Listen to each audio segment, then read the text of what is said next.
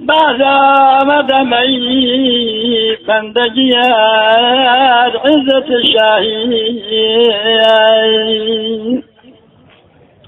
بیرون شدن از ساحتی ملک تو محال است،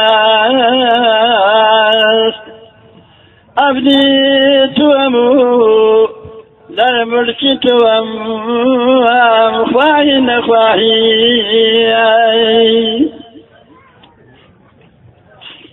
صد بار امید است رضا را به تو هرچند سر تا قدمش غرق گناه و مناهی،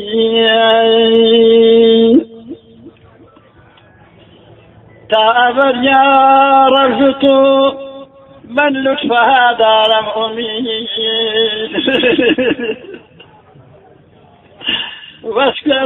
واسو گر امید ببرم از کجا دارم امید.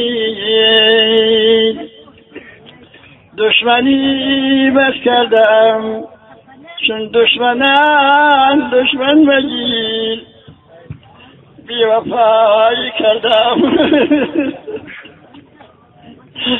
بی وفایی کردم از تو وفادارم امید. هم فقیرم هم غریبم، بی کس و بیمار و زار، یک قدح زن شربتی دار و شفا دارم امید. ناامیدم از خود و از جمله خلق جهان، از همه ناامیدم اما از تو دارم امید. هر کسی امید دارد از خدا و جز خدا، لیک عمری شد که از تو من تو را دارم امید. هم تو دیدی من چه ها کردم، تو پوشیدی بدون ستارت عیوبی. هم تو دیدی من چه ها کردم قسمان نابی حمار وانتر یاد رسول الله. هم تو دیدی من چه ها کردم، تو پوشیدی بدون. هم تو میدانی که از تو من چه ها دارم امید.